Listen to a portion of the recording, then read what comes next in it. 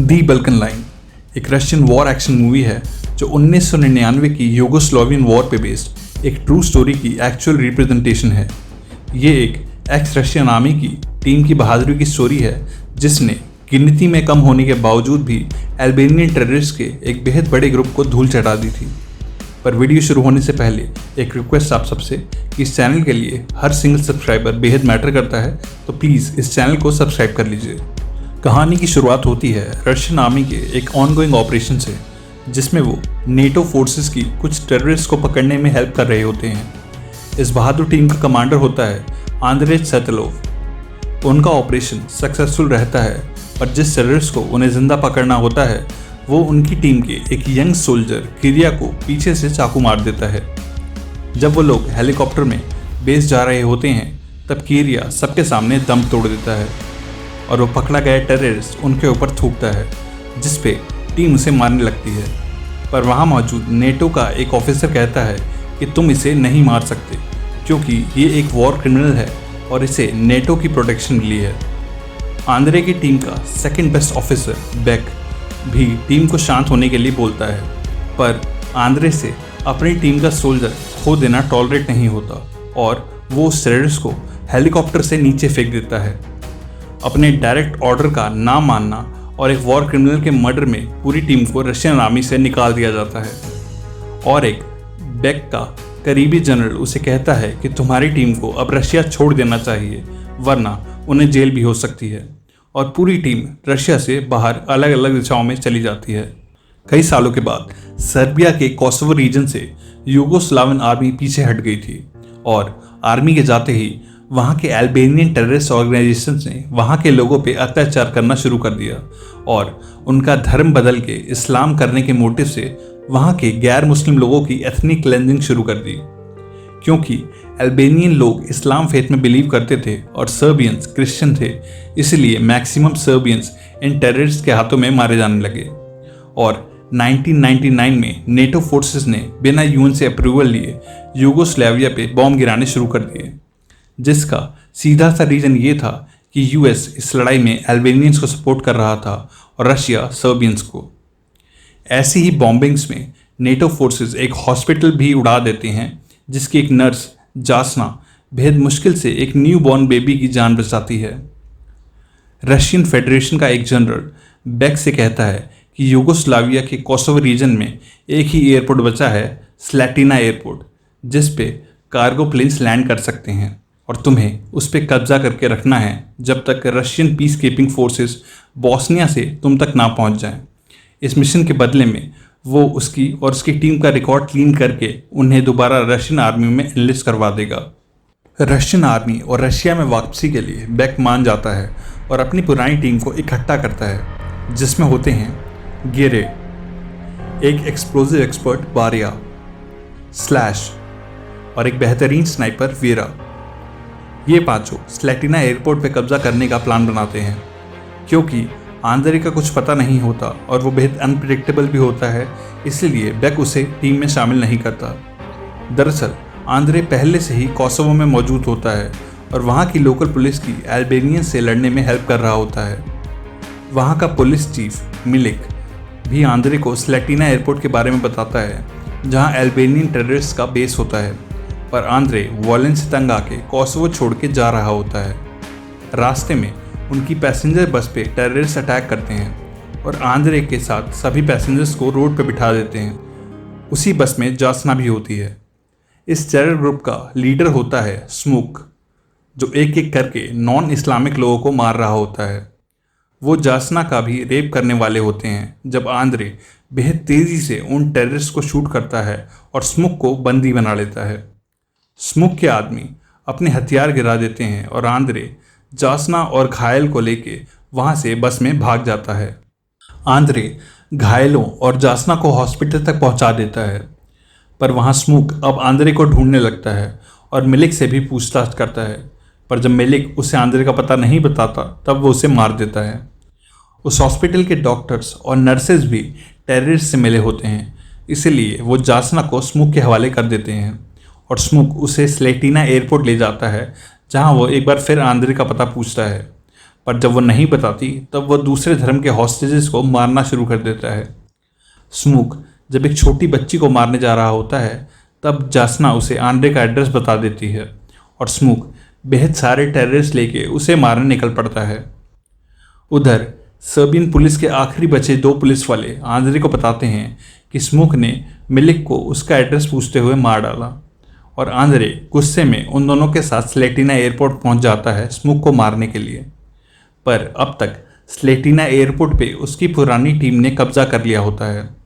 Andre team को बताता है कि ये दोनों सर्बियन लड़के उसके साथ हैं और यहाँ वो स्मूक को मारने आए हैं, और क्योंकि आंद्रे और बेक की टीम का मिशन एक ही होता है इसीलिए वो लोग इकट्ठे होकर स्मूक और उसके बाकी सोल्जर्स का एयरपोर्ट आने का वेट करने लगते हैं। आंद्रे जासना को ढूंढ लेता है और उससे कहता है कि अब वो सेफ है। उधर स्मूक के कुछ आदमी जब एयरपोर्ट की तरफ आते हैं तो टीम की स्नाइपर वीरा उन पर फायर करती है और वो लोग भाग जाते हैं। वो स्मूक को जाके बताते हैं कि एयरपोर्ट पे किसी और का कब्जा हो गया है। स्मूक खुद नहीं आता बल्कि साइकिल पे एक छोटे बच्चे को एयरपोर्ट भेजता है ये पता करने के लिए कि वहाँ कितने आदमी हैं, पर टीम छुप जाती है और अपनी लोकेशन नहीं देती। आंद्रे बताता है कि स्मूक के साथ लगभग 200 लोग हैं और वो और बेक उनके एयरपोर्ट पे पड़े हथियारों से उन्हीं के लिए बॉम्ब्स और ट्रैप सेट करते हैं। स्लैश आंद्रे को बताता है कि अंदर उसे काफ़ी सारे पैसे मिले हैं और वो चाहता है कि ये पैसा कीरिया के घर वालों तक पहुंच जाए, उनका वो साथी जो सालों पहले नेटो मिशन में मारा गया था। जासना को वो छोटी बच्ची मिलती है जो बच गई थी और वो उसे अपने साथ रख लेती है। शाम को स्मूक ट्रक्स भर के टेररिस्ट के साथ आता है और सारी टीम लड़ने को रेडी हो जाती है। बारिया अपने साथ तैनात उस सर्बियन लड़के को अपनी रेड कैप उतारने को कहता है क्योंकि अल्बेनियंस रशियन से कहीं ज़्यादा नफरत सर्बियंस को करते हैं और पहले उसी के सर को टारगेट करेंगे।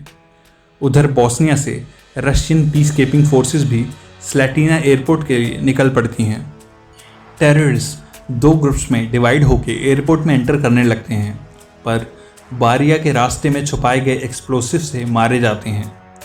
वो अभी इस सरप्राइज अटैक से संभल भी नहीं पाए होते कि टीम अलग अलग डायरेक्शन से उन पे हैवी फायरिंग शुरू कर देती है और काफ़ी बड़े नंबर्स में टेररिस्ट मारे जाते हैं।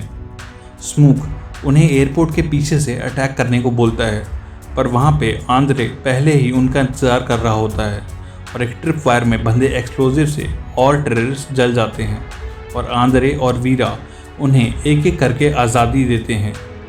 स्मूक हार नहीं मानता और इतने आदमी खोने के बाद भी अपने फायरिंग स्क्वाड को आगे भेजता है, पर टीम अपनी पोजीशन बदल बदल के और छुपाए गए एक्सप्लोसिव से किसी भी टेररिस्ट को एयरपोर्ट में एंटर नहीं करने देती।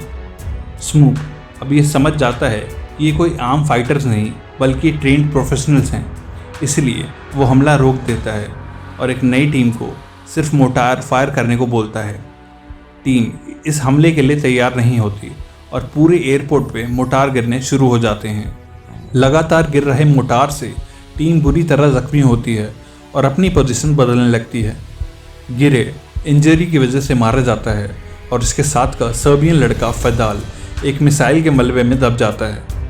वीरा उस छुप के मिसाइल मार रहे टेररिस्ट को स्पॉट कर लेती है और मार गिराती है, पर साथ ही वीरा अपनी पोजीशन भी दुश्मन को दे देती है और वो उसकी तरफ एक मिसाइल फायर करते हैं, जिससे वीरा बुरी तरह घायल होती है और मलबे में दब जाती है।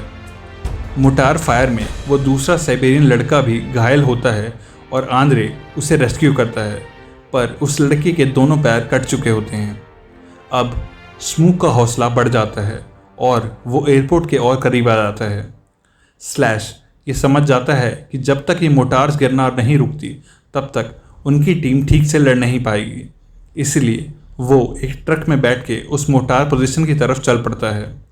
अल्बेनियन टेररिस्ट उस ट्रक को रोकने का बेहद ट्राई करते हैं और उस पर फायर भी करते हैं, पर गोलियां खाने के बाद भी स्लैश ट्रक चलाता रहता है और अपनी टीम के लिए अपनी कुर्बानी दे देता है और उस मोर्टार पोजीशन को तबाह कर देता है। अब तक सुबह होने लगती है और स्मूक के पास अब सिर्फ 20 ही आदमी बचे होते हैं और अंदर टीम के पास भी बेहद कम गोलियां बची होती हैं। वो सर्बियन लड़का आंद्रे से कहता है कि तुम जाके अपने साथियों को रेस्क्यू करो और अपनी रेड कैप पहन लेता है ताकि अल्बेनियंस पहले उसके पीछे आएं। आंद्रे उसे आखिरी कुछ गोलियां देके उसे अलविदा कहता है और वो लड़का आंद्रे को कवर फाड़ देता है और स्मूक और उसके आदमियों को काफ़ी देर रोक के रखता है। इसी बीच बारिया जाके वीरा को मलबे से निकालता है। स्मूक आंद्रे को भागते देख लेता है और उसे शूट करता है और आंद्रे गोली खा के नीचे गिर जाता है। अब तक बारिया और बेक भी अपनी गोलियां और रॉकेट्स ख़त्म कर चुके होते हैं और स्मूक अब गुस्से में अंदर आने लगता है। स्मूक आंद्रे की तरफ बढ़ रहा होता है जब जासना आंद्रे को बचाने उसकी तरफ आती है, पर इससे पहले कि स्मूक जासना को भी गोली मारे, आंद्रे जासना के आगे आ जाता है और पीठ में एक और गोली खाता है। बेक उस फायरिंग के बीचों बीच एक कार लेके आता है और वीरा और बारिया अपनी आखिरी बची बुलेट से उन्हें कवर करते हैं। फिर वो सब जासना और घायल आंद्रे को लेके टावर रूम में छुप जाते हैं। स्मूक को वो बुरी तरह घायल और बिना टांगों के सर्बियन लड़का मिल जाता है, पर इससे पहले कि वो लड़का स्मूक को ग्रेनेड से उड़ाए, स्मूक उसे गोली मार देता है। वो उस लड़के का सर काट के अपने आखिरी बचे 10 लोगों के साथ टावर रूम के बाहर आ जाता है और सबको बाहर निकलने को बोलता है। अंदर अब बस बेक, बारिया, वीरा, घायल हालत में आंद्रे, जासना और वो छोटी बच्चे होते हैं और उनके पास 4 ही गोलियां बची होती हैं। वो सब सरेंडर करने से बेटर सुसाइड करना प्रेफर करते हैं और क्योंकि ये टेररिस्ट न जाने उनके साथ कैसा बिहेव करेंगे, वेरा बेक से उसे गोली मारने को कहती है। And just before pulling the trigger वो टेररिस्ट स्मूक को छोड़ के वहाँ से भागने लगते हैं। बारिया खिड़की से बाहर देखता है और बेक को फ़ौरन रोक लेता है क्योंकि रशियन पीस कीपिंग फोर्सेस अब एयरपोर्ट पहुँच रही होती हैं। स्मूक भी उन्हें देख के वहाँ से भाग रहा होता है, पर वो बचा हुआ दूसरा सर्बियन लड़का फैदाल उसे मार डालता है और अपने दोस्त की रेड कैप ले जाता है। क्योंकि वो दोनों सर्बियन होती हैं, इसीलिए एयरपोर्ट पे बस अब जासना और वो छोटी बच्ची ही रह जाते हैं और बेक अपने बचे दोनों साथी और घायल आंद्रे को लेके वहाँ से चला जाता है। मूवी के एंड में हम ये देखते हैं कि कई महीनों के बाद कोसोवो में जासना एक चर्च से बाहर आ रही होती है और आंद्रे उसे एक टैक्सी के अंदर बैठा देख रहा होता है। फाइनली आंद्रे जासना को आवाज़ देता है और उसे जिंदा देख के जासना खुश और बेहद शॉक होती है। साल 2003 में Russian peace keeping forces Kosovo से चली गई थी और एक बार फिर सर्बियंस को मारे जाने का सिलसिला शुरू हो गया था। 2008 में कोसोवो ने खुद को एक अलग देश घोषित कर दिया था, पर ये बॉर्डर आज भी डिस्प्यूटेड है, एज सर्बिया आज भी इसे अपना हिस्सा मानता है और वहाँ बच्ची कुची सर्बियन पॉपुलेशन पे आज भी लगातार अटैक्स होते रहते हैं। ये वीडियो आपको कैसी लगी प्लीज़ मुझे कमेंट सेक्शन में बताइएगा और मेरे कई और मूवी एक्सप्लेनेशंस आपको वीडियो की डिस्क्रिप्शन में मिल जाएंगे। मिलता हूँ आपसे नेक्स्ट वीडियो में, तब तक के लिए stay safe and keep watching thoughts in action.